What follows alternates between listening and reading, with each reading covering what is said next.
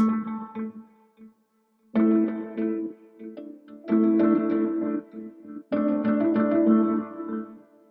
So my mother benefited as a result of the health service. They were very good, very kind to her, Yes. especially as I wasn't there. So Yes. she was very well taken Yes. care of. They were Yes. extras. They were extra special to her. And that was in Yorkshire. This was in Yorkshire. And I don't remember it's in early days, perhaps because I didn't need to participate. Exactly. My generation didn't, because we were Yes. fortunately very healthy. Yes. It wasn't until later in life I've had the benefit of the National Health Service. Now, they certainly have done me proud. Well, you've also helped us a lot, of course, if you think about the big threats to Royal Brompton. Well, the only thing I could do as in a way of saying thank you or my appreciation to Royal Brompton, which is the most wonderful, wonderful hospital, renowned throughout Europe, certainly throughout the world. I know people who, friends of mine who don't live in this country, who are referred to the Brompton. Yes, actually. absolutely. So I know that it's high reputation internationally, and therefore it needed defending. Yes. And it would be criminal if anything happened to all that wonderful research that is going on there. And while I have breath in me, will defend it.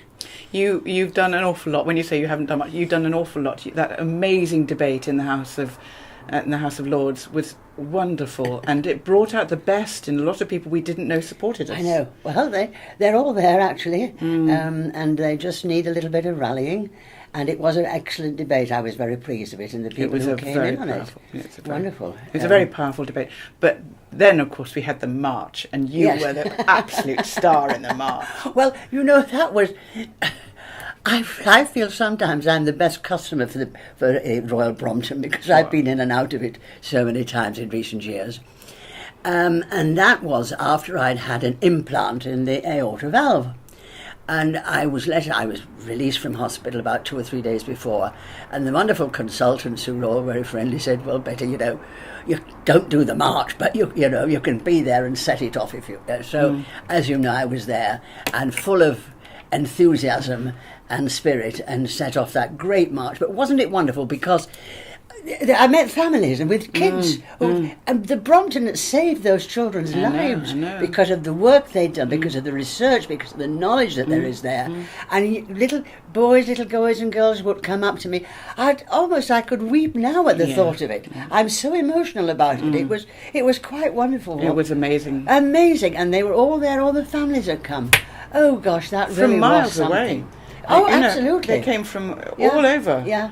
There's one picture that I still have of a little boy. It's probably about 6 or 7 years old now. And he had a placard. And there's a photograph of him when he was a tiny baby, with all sorts of implements propped in his nose and in his mouth and all over himself.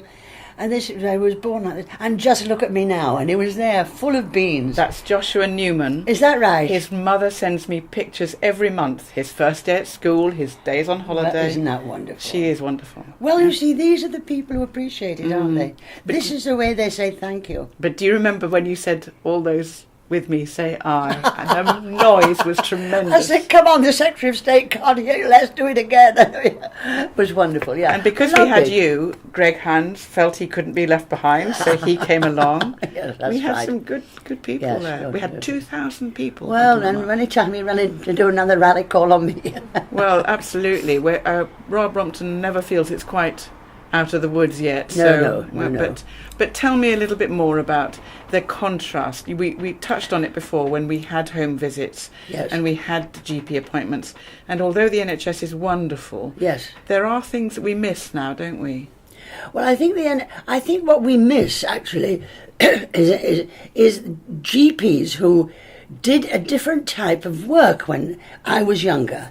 They were there at their surgeries twice a day, morning and night, morning and evening, and they did visits during the day. I remember Dr. Hamilton coming to see my father in his little car and his black bag, and he'd say, my father was called Archie, "Now then, Archie, how are you today? Because you're my best blooming customer," was words to that effect.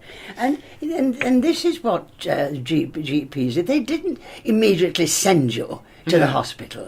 They dealt with you themselves. And I wish we could come back to some of that, actually. Yes. Of course, people today get problems and infections and all sorts of things that GPs are not expected to deal with, and they have to be sent to hospital. But there are things that can be done in the in the surgery. Too many people, because they cannot get an early-ish appointment with a GP, tend to go to accident and emergency. Exactly. And then there's a blockage. The blockage, and this is where the pressure is. Particularly at holiday times, at Christmas, New Year, and all of that. Maybe people drink a bit too much, they fall over, they have an accident, something. They're immediately at accident and emergency, instead of going through the usual channels with the GP.